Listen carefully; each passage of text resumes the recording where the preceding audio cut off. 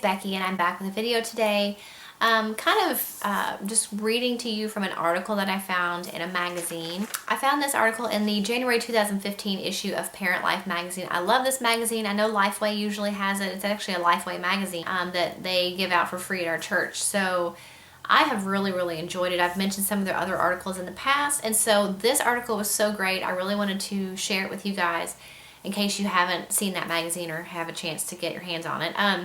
Basically, it's all about children and how to teach them not to be self-critical and not to be perfectionists. And I know as a personal perfectionist, it's really hard to never live up to your own expectations, and it's something I'm constantly having to work on. But with children, it's especially hard because they have so many peer issues to involve. They have, the kids at school, and then now, growing up, the girls especially will have magazines to try to compete with. Not that they should, but it's just the way society is these days. So it's really important to step back and start thinking at the root of it, at the root of perfectionism. What are the changes that you can make with your children, maybe when they're younger, to keep them from being self-critical, comparing themselves to others, and to accept their flaws and to be proud of and accepting of their own accomplishments.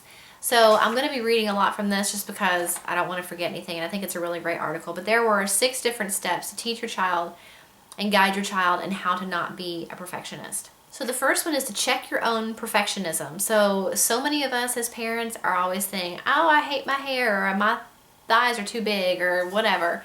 And so the more we are critical of ourselves and our children hear us criticizing ourselves, the more likely they are to be critical of themselves and start realizing things that they maybe should be ashamed of, or they feel they should be ashamed of, that maybe they hadn't thought of before. So just try to be more aware of the things that you say about yourself that are critical.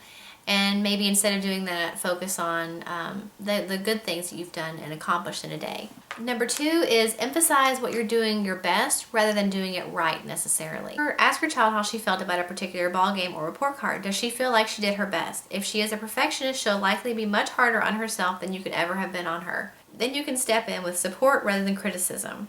Number 3 is giving a reward to little ones just for trying. So not just rewarding a success, but rewarding the fact that they tried their best. That's just as important, if not more important, than actually rewarding them for doing a good job. If you tried your best, then that should be rewarded as well. Number 4 is acknowledging your child's struggle and strengths. We often don't bring those struggles up so they don't feel bad about themselves. They know where they struggle. To say to her, I know you're not the best basketball player on the team, but you sure are an amazing little brother, or I could never draw the way you do, helps her know that you see her realistically and that she is more than just her struggles. We all have struggles. We all have things that we're not good at necessarily and not as good as somebody else. But realizing our strengths and our weaknesses is really the key to finding that balance between perfectionism and always trying your best. Number 5 is fall in front of her often. Failure is a part of everyone's life, and our kids need to know that we're not perfect and that we've made mistakes, that we fall down, that we hurt somebody's feelings.